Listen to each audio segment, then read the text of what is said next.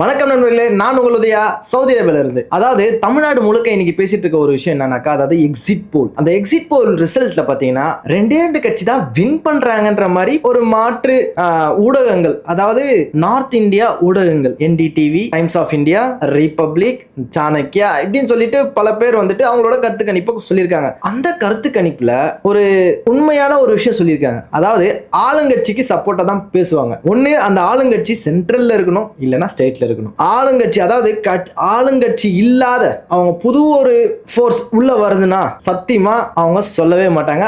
அப்படி சொல்லணும்னா பணபலம் அது ரொம்ப முக்கியம். பிகிலே பணம் ரொம்ப முக்கியம். அந்த பணத்தை கொட்டி இறக்கிறாங்க பாத்தீங்களா, அதோட ரிசல்ட் தான் எக்ஸிட் போல். உண்மையா ஹார்ட் ஒர்க் பண்ணி சில இடத்துல போயிட்டு சொல்றாங்கனாக்கா, அதாவது நியாயமா சொல்லுவாங்க. இப்போ ப்ரீவியஸ் 2021 பாத்தீங்கன்னாக்கா நாம் தமிழர் கட்சின்றவங்கள அவங்க எந்த பெர்சன்டேஜ், அதாவது 3 to 4.5% கிட்ட தான் எடுப்பாங்கன்னு சொல்லிட்டு ஒரு கெஸ்ஸிங்ல சொன்னாங்க. ஆனா அது அப்படியே டபுள் ஆச்சு, 6%. இப்போ அதே நாம் தமிழர் கட்சி சில இடத்துல டெபாசிட்லாம் வாங்கியிருக்காங்க, அவங்கள அவாய்ட் பண்ணியிருக்காங்க. அது மட்டும் இல்லாம பல இடங்கள் இருக்கு, ரொம்ப ஹார்ட் ஒர்க் பண்ணியிருக்காங்க, பல போராட்டங்கள் பண்ணியிருக்காங்க. இந்த மாதிரி விஷயம்லாம், அதாவது இந்தியாவோட 4வது தூணுன்னு சொல்றோம் பாத்தீங்களா, அந்த மீடியா அதெல்லாம் ஃபோக்கஸ் பண்ண மாட்டாங்க.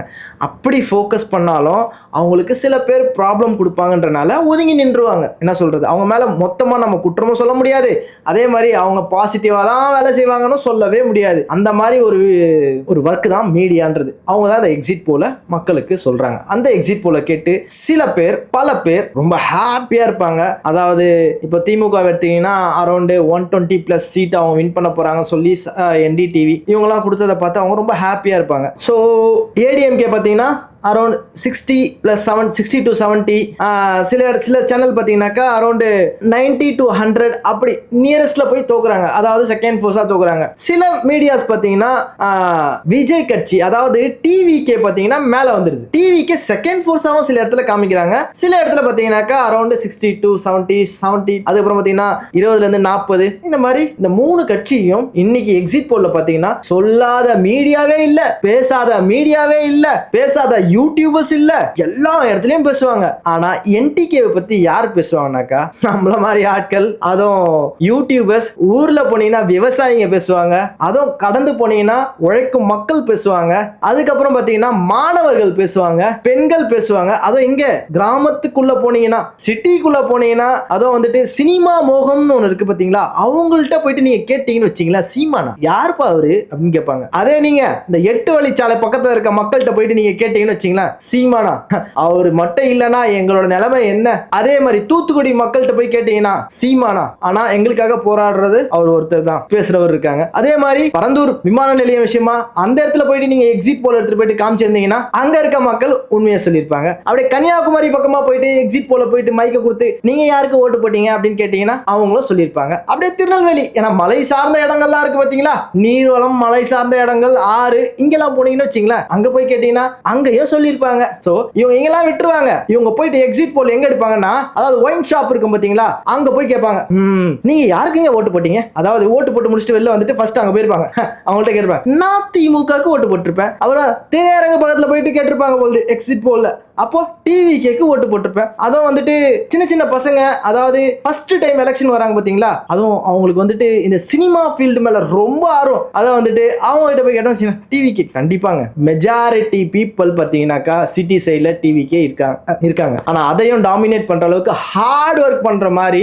சில கேண்டிடேட்ஸால அதையும் மாத்த முடியும்ன்றதுக்கு இந்த மே நாள் உங்களுக்கு காட்டும். நம்ம பல்லாவரம் கார்த்திகேயன் இருக்காரு பாத்தீங்களா, அவர் உங்களுக்கு காட்டுவாரு. திருவொற்றியூர்ல இருக்க கேண்டிடேட், என்டிகே கேண்டிடேட் இருக்காங்க பாத்தீங்களா, அவங்க உங்களுக்கு காட்டுவாங்க. ஒவ்வொரு இடத்துலயும் ஹார்ட் ஒர்க் பண்ண எல்லா கேண்டிடேட்ஸும் காட்டுவாங்க. இந்த எக்ஸிட் போல் பண்ணவங்க என்ன மாதிரி ஆட்கள், எந்த மாதிரியான ஊடகங்கள், இதெல்லாம் வெளிச்சத்துக்கு இந்த மே நாள் வரும், கட்டாயம் வரும்.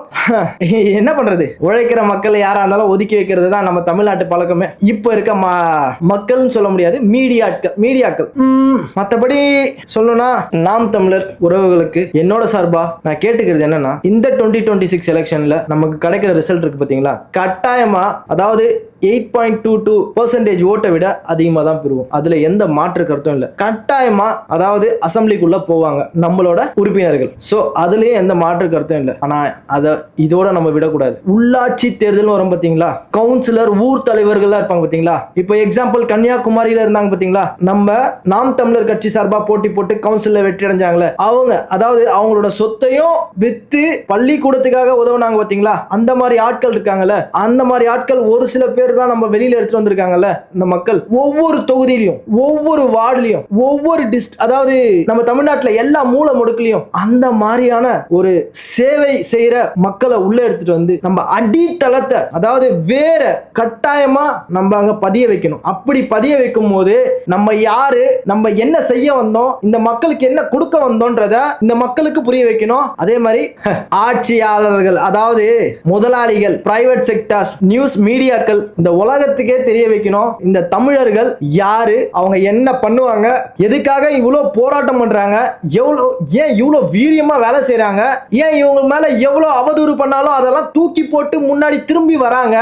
இதெல்லாம் அவங்களுக்கு புரிய வைக்கணும்னா கட்டாயம் நம்மளோட ஒர்க் இதை விட பெட்டரா இருக்கணும். இந்த 2026 எலெக்ஷன்ல நம்ம பண்ணதை விட ரொம்ப ரொம்ப ரொம்ப ரொம்ப ஹார்ட் ஒர்க் பண்ணணும். இப்படி ஹார்ட் ஒர்க் பண்ணா மட்டும்தான் நம்ம சீமான் அண்ணனோட கனவை நிறைவேற்ற முடியும். அதாவது தமிழ் தேசியம் என்ற ஒரு விஷயத்தை படைக்க முடியும். நான் அதாவது எனக்கும் மனசுக்குள்ள அந்த இடத்துல நம்மளும் இருந்து வேலை செய்ய முடியலன்ற ஒரு ஃபீலிங் இருக்கு. ஏதோ ஒரு குடும்ப சூழ்நிலையால நாங்க இங்க இருக்கேன். இங்க இருந்துட்டு என்னால முடிஞ்ச உதவி இந்த மாதிரி காணொலிகள் மூலியமா பேச முடிஞ்ச வரைக்கும் பேசுறேன். நம்ம மக்கள் பார்த்துட்டு இருக்காங்க, நிறைய பேர் ஆதரவு அளிக்கிறாங்க. அப்புறம் ஒரு விஷயம் சொல்லிக்கிறேங்க, அதாவது டிவிகே பத்தி நான் பேசுறேன், அவங்க பல கருத்துக்கள், தவறான கருத்துக்களும் உள்ள பதிவிடுறாங்க. அதெல்லாம் எனக்கு வருத்தம் அளிக்கல. ஆனா ஒரு விஷயம் மட்டும் தோணுது, மாத்தி பேசுறாரு சீமான் அண்ணன் சொல்ற அவங்களுக்கெல்லாம் நான் ஒண்ணு கேட்டுக்கிறேன். மக்களுக்கு என்ன செய்யணும்னு சொல்ற விஷயத்துல அவர் மாத்தி எப்பவும் பேசல, ஒரே மாதிரி இருக்காரு. அதாவது கூட இருந்து அரசியல்வாதிங்க அவங்க கூட நான் அவங்க, அதாவது தமிழ் தேசியன்ற ஒரு போர்வைக்குள்ள உள்ள வந்து அவர்கிட்ட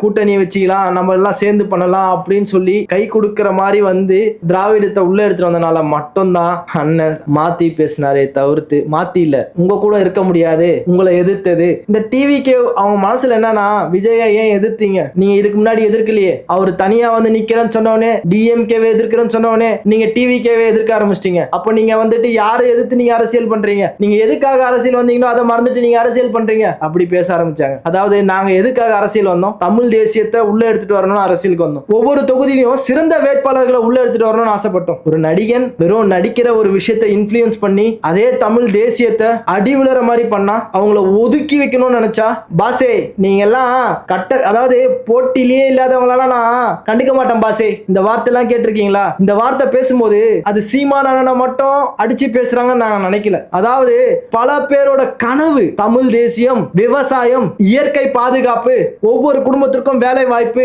இதெல்லாம் பல பேரோட தமிழ்நாட்டுல வாழ்ற மக்கள், அதாவது உண்மையா நேசிக்கிற ஒவ்வொருத்தனுக்கும் அந்த கனவு இருக்கும். அந்த கனவை சுக்குநூறா உடைக்கிறாரே அப்படின்ற கோவம், அந்த கோவத்தின் வெளிப்பாடு தான் சீமான் அண்ணனை நீங்க அப்படி பாக்குறீங்க. மாத்தி பேசுறாருன்ட்டு உங்க அண்ணனுக்கு ஒரு வாய்ப்பு கிடைக்கட்டும். அதாவது டிவிகே அவருக்கு ஒரு வாய்ப்பு கிடைச்சி அவர் போயிட்டு மக்களுக்காக அசம்பிளிக்குள்ள போய் நின்னு பேசட்டும். என்ன பேசுறாரு, துண்டறிக்கை இல்லாம பேசுறாரா, இங்க இருந்து பேசுறாரா, அப்ப பாப்போம். டைலாக்ல பேசும்போது இங்க இருந்து பேசுறவன்ல இங்க இருந்து பேசுறான்னு சொல்லுவார். அசம்பிளில போய் பேசும்போது மக்களுக்காக பேசினா ஃபர்ஸ்ட் சந்தோஷப்படுறாரு அதே அண்ணன் சீமானும் சந்தோஷப்படுவாரு, அதே நாங்களும் சந்தோஷப்படுவோம். ஆனா சில பேர் பாதுகாப்புக்காக அவரை வச்சு யூஸ் பண்ணிட்டு அரசியல் பண்றாங்கன்றது என்னோட கருத்து. அவ்வளவுதாங்க, மன்னிச்சிருங்க. அதாவது டிவிகே நண்பர்களே, உங்களை பத்தி கண்டினியூஸா பேசுறோம், என்னடா இவங்க அப்படிலாம் நினைச்சிட்டு இருக்காதீங்க. பர்சனலி நீங்களும் எனக்கு அண்ணன் தம்பி தான். அந்த கருத்துல நான் கருத்தாதான் பேசுவேனே தவிர்த்து, கருத்துக்கு கருத்தாதான் மோதுமே தவிர்த்து, உங்களோட பர்சனலா நான் உங்களை எதையுமே அடிக்க மாட்டேன். அந்த மாதிரி எண்ணத்துல நான் வரல. அந்த மாதிரி ஆட்கள், அந்த மாதிரி என்ன வழக்கமும் இல்லை எங்க அப்பா அம்மா. ஸோ